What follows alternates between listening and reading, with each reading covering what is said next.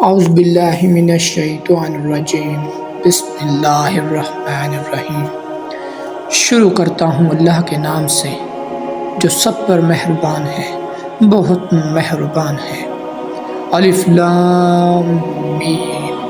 یہ کتاب ایسی ہے کہ اس میں کوئی شک نہیں، یہ ہدایت ہے ان ڈر رکھنے والوں کے لیے جو بے دیکھی چیزوں پر ایمان لاتے ہیں اور نماز قائم کرتے ہیں، اور جو کچھ ہم نے انہیں دیا اس میں سے اللہ کی خوشنودی کے کاموں میں خرچ کرتے ہیں، اور جو اس وحی پر بھی ایمان لاتے ہیں جو آپ پر اتاری گئی، اور اس پر بھی جو آپ سے پہلے اتاری گئی، اور آخرت پر وہ مکمل یقین رکھتے ہیں۔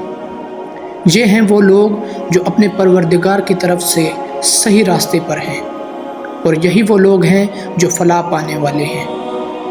بے شک وہ لوگ جنہوں نے کفر اپنا لیا ہے، ان کے حق میں دونوں باتیں برابر ہیں، چاہے آپ ان کو ڈرائیں یا نہ ڈرائیں، وہ ایمان لانے والے نہیں۔ اللہ نے ان کے دلوں پر اور ان کے کانوں پر مہر لگا دی ہے، اور ان کی آنکھوں پر پردہ پڑا ہوا ہے، اور ان کے لیے زبردست عذاب ہے۔ کچھ لوگ وہ ہیں جو کہتے ہیں کہ ہم اللہ پر اور یوم آخرت پر ایمان لے آئے ہیں، حالانکہ وہ حقیقت میں مومن نہیں ہیں۔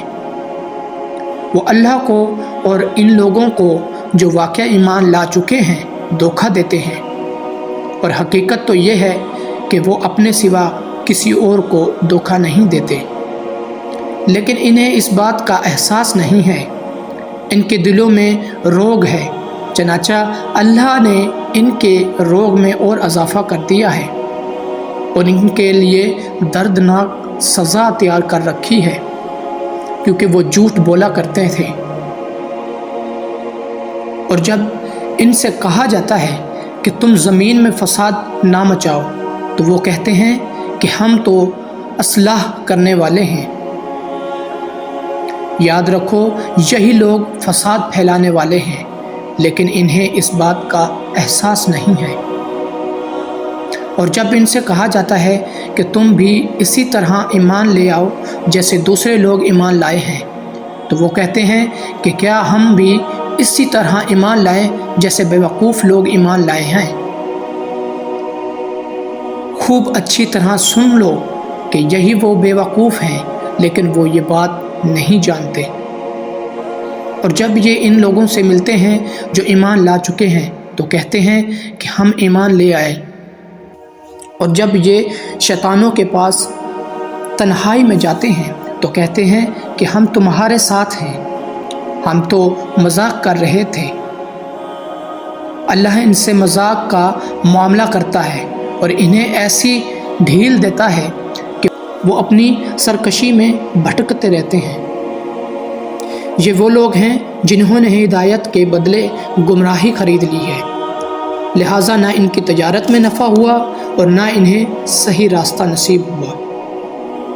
ان کی مثال اس شخص کی سی ہے جس نے ایک آگ روشن کی، پھر جب اس آگ نے اس کے ماحول کو روشن کر دیا تو اللہ نے ان کا نور سلب کر لیا اور انہیں اندھیروں میں چھوڑ دیا کہ انہیں کچھ سجائی نہیں دیتا۔ وہ بہرے ہیں، گونگے ہیں، اندھے ہیں، چنانچہ اب وہ واپس نہیں آنے والے۔ یا پھر ان منافقوں کی مثال ایسی ہے جیسے آسمان سے برستی ایک بارش ہو، جس میں اندھیریاں بھی ہو اور گرج بھی اور چمک بھی۔ وہ کھڑکوں کی آواز پر موت کے خوف سے اپنی انگلیاں اپنے کانوں میں دے دیتے ہیں، اور اللہ نے کافروں کو گھیرے میں لے رکھا ہے۔ ایسا لگتا ہے کہ بجلی ان کی آنکھوں کو اچک لے جائے گی۔ جب بھی بجلی ان کے لیے روشنی کر دیتی ہے وہ اس روشنی میں چل پڑتے ہیں، اور جب وہ ان پر اندھیرا کر دیتی ہے تو وہ کھڑے رہ جاتے ہیں، اور اگر اللہ چاہتا تو ان کے سننے اور دیکھنے کی طاقتیں چھین لیتا۔ بے شک اللہ ہر چیز پر قدرت رکھتا ہے۔ اے لوگو، اپنے پروردگار کی عبادت کرو جس نے تمہیں اور ان لوگوں کو پیدا کیا جو تم سے پہلے گزرے ہیں، تاکہ تم متقی بن جاؤ۔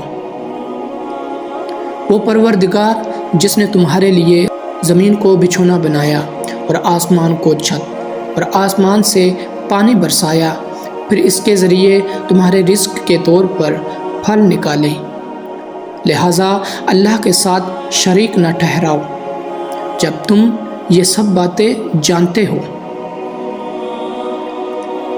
اور اگر تم اس قرآن کے بارے میں ذرا بھی شک میں ہو جو ہم نے اپنے بندے حضرت محمد صلی اللہ علیہ وآلہ وسلم پر اتارا ہے، تو اس جیسی کوئی ایک صورت ہی بنا لاؤ، اور اگر سچے ہو تو اللہ کے سوا اپنے تمام مددگاروں کو بلا لاؤ۔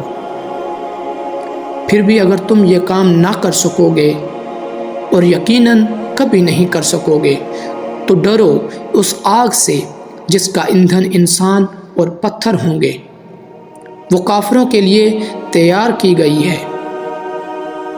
اور جو لوگ ایمان لائے ہیں اور انہوں نے نیک عمل کیے ہیں، ان کو خوشخبری دے دو کہ ان کے لیے ایسے باغات تیار کیے ہیں جن کے نیچے نہریں بہتی ہوں گی۔